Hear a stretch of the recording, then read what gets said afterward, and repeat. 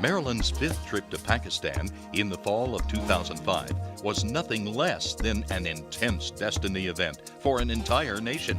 Her healing conference and nationwide ministry training school in Islamabad was filled with the power of God and supernatural healings.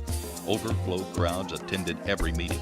Instantaneous miracles happened in every service. Thousands received Christ. Bridges of friendship were built with Muslim clerics, and strong ties were formed with the Catholic community in the area. The ministry training school was held in the Jeddah Convention Center, which holds the distinction of being the site for a recent Pakistan-India summit. During the 4-day ministry training school, Marilyn taught on the healing power of Jesus and how to heal the sick. Now pray with me. Say, Father, in the name of Jesus, I send the word into this back. There were at least 100 testimonies of healings and miracles during one session alone. One man who was healed from constant back pain for 2 years couldn't stop jumping up and down with joy. A woman was healed with a 5-year battle with back pain.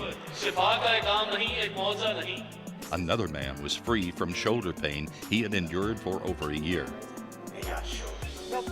No pain. When Marilyn invited people to receive the baptism of the Holy Spirit, 1,500 pastors and Christian leaders from diverse denominations responded. So what are we going to do this morning? We are going to ask.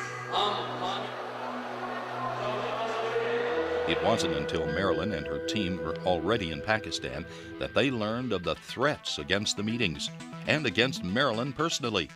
A terrorist cell of suicide bombers in Pakistan was uncovered, whose sole objective was to disrupt the meetings and to assassinate Marilyn.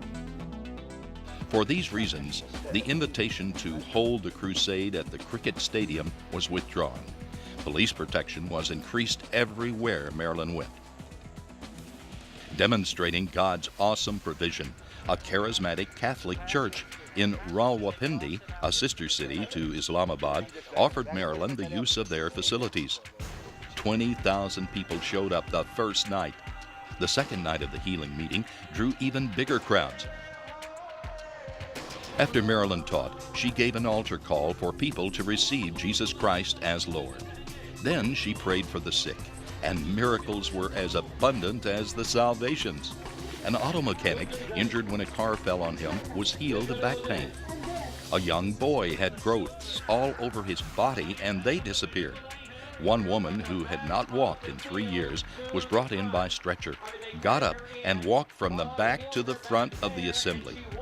A 27-year-old man with epilepsy was healed after suffering seizures every day of his life.